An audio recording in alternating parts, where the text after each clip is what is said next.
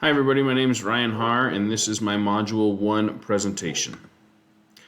About myself here, I'm from Pueblo, Colorado. It's about 2 hours south of Denver. I'm 33 years old. I've been married for the past 9 years to my beautiful wife, Colby. Together we have a 5-year-old daughter named Sadie.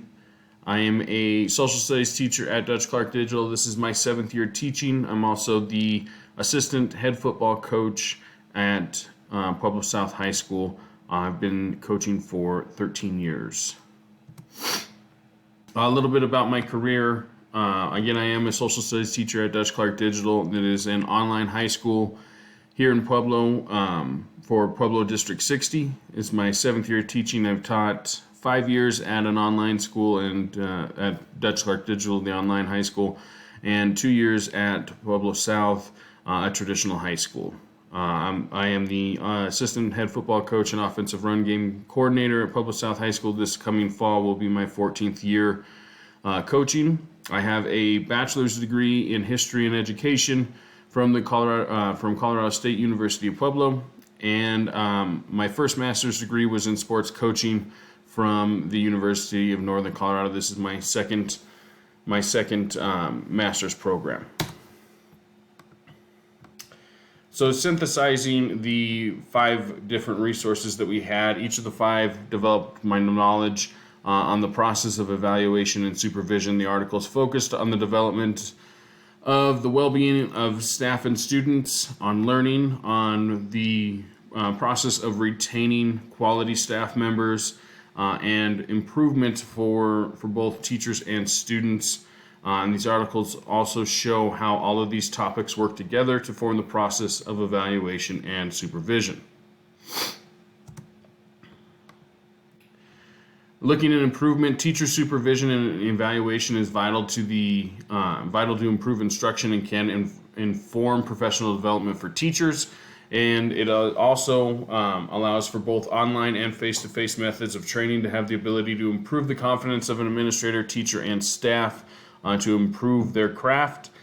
Participating in professional development has been connected to significant gains in teacher and student achievement in the classroom. So it's a huge thing to be able to always strive to improve. As far as retention goes, creating a positive school culture promotes retention for staff.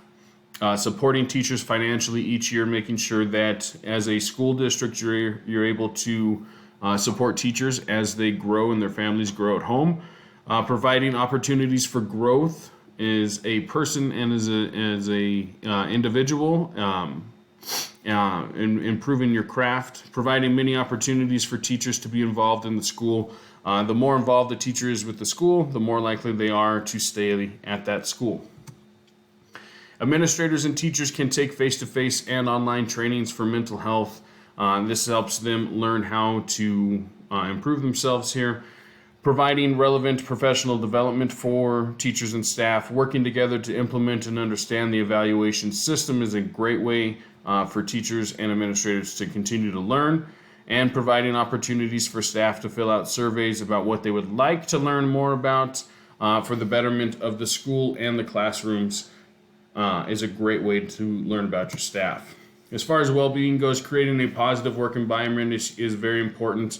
Providing a wellness room where staff has the ability to kind of get away and decompress. Creating a positive relationship with members of the staff is going to increase the staff morale. And we allow for transparency among administrators and teachers so everybody knows what's going on and people are on the same page. As far as standard correlation, this assignment correlates to the standard by developing a way to promote school improvement, teacher retention, and the success and well-being of each student and adult within the school. Administrators need to be able to improve the mental health of both teachers and students and create positive school culture. This will help with the retention of staff from year to year and creating a successful school.